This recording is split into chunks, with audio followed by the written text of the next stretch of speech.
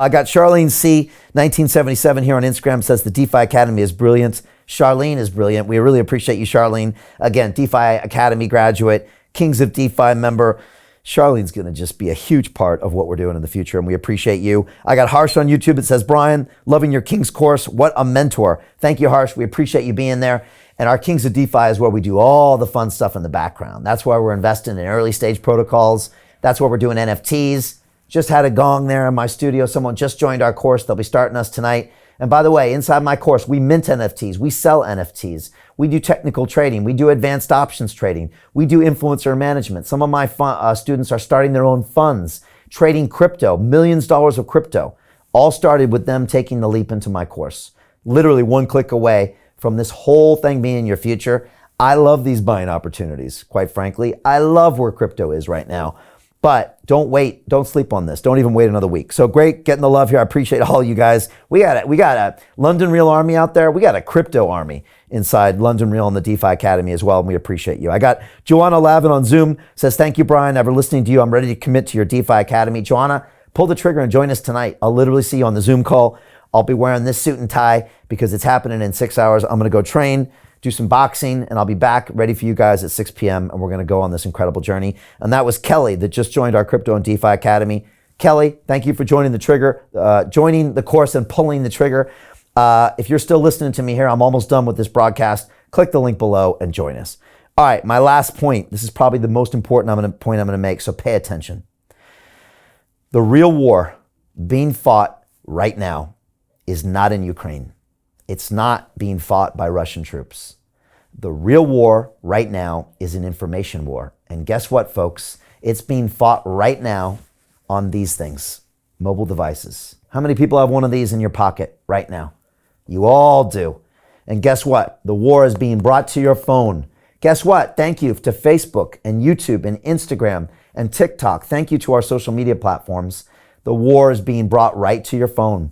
And this war has been waged for years and years and years by the Russians, by the Chinese, even by my fellow Americans. The information war for your attention and what's going on in your heads. Now, what are you talking about, Brian? Well, in 2020, we fought for freedom of speech.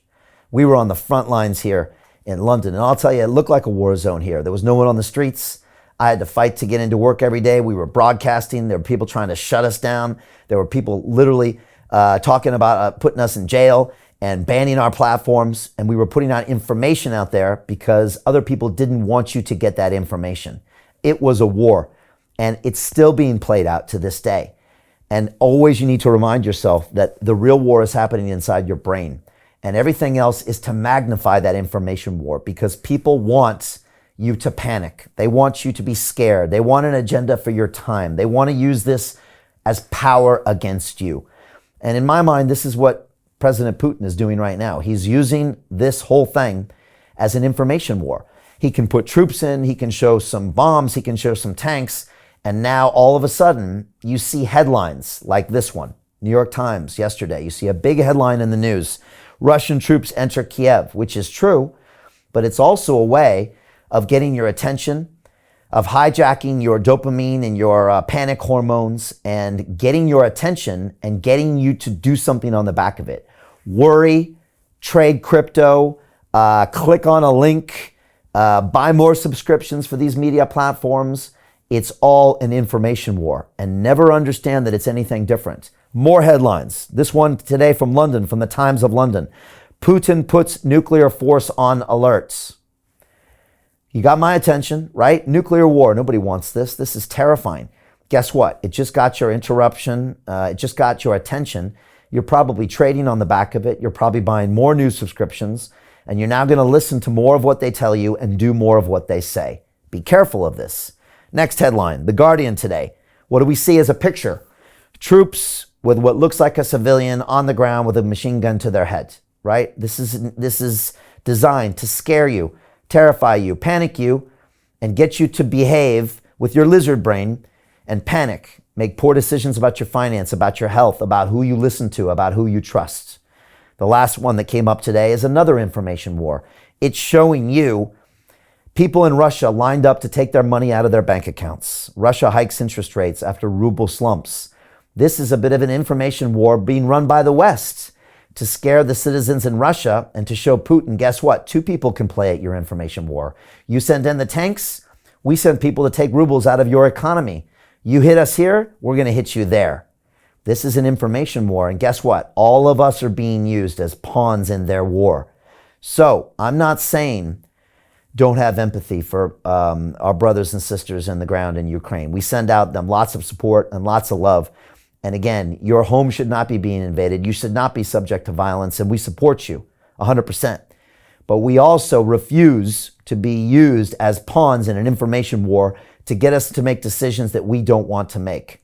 Case in point, the best thing that ever happened to Boris Johnson here in London was the war in Ukraine, because guess what? All of a sudden, nobody wants him to be held accountable for the lies he was giving to the citizens here in London when he told us to be on lockdown and he was having parties with his staff. Now he's got an information war and he can talk about Ukraine. And guess what? You're going to pay attention to something else in the meantime, not to his leadership. Great case in point. So remember, this information war is being played out in your brain if you allow it to be played out. So all of these pieces of information are designed to get you to make decisions against your better nature, against your will, against the intelligent thing to do. It's designed to get you to sell crypto, not hold your prime minister to account for his poor actions. It's designed to get you to panic, to click on things, to give blind faith to your media institutions when they tell you, what are they going to tell you to do next, right? What does our mainstream media always tell us what to do? How to vote, what to do with your sovereign body, right? What to wear over your face. This is what they do. So again, understand this is an information war. Understand that you should have an information diet. This is something we teach inside my Crypto and DeFi Academy.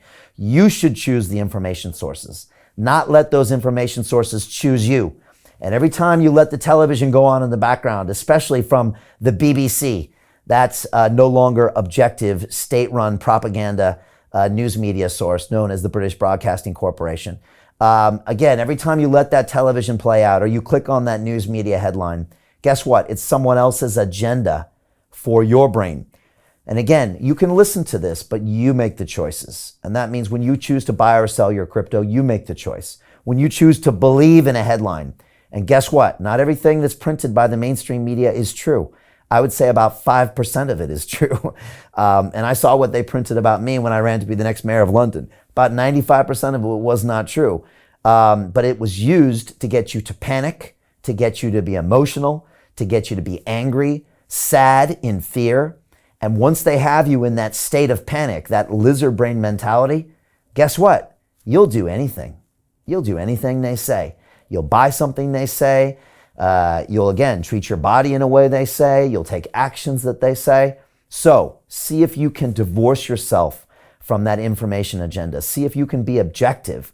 And that means so many things. Process this information. Make an intelligent decision about your body, about your freedom, about your vote, about your sovereignty, and about your crypto. Don't panic. Make a long-term measured decision.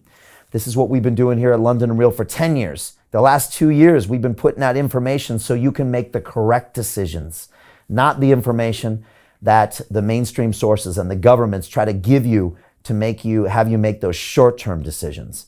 So again, this is what we do here. We try to give you the real information. And guess what? I assume you're intelligent enough to make those decisions yourself. And that's what we're doing right now inside the Crypto and DeFi Academy. I am teaching students how to make long-term decisions, 10-year outlooks to create generational wealth for themselves. I'm saying don't worry about the price of Bitcoin today. Let's worry about the price of Bitcoin 10 years from now.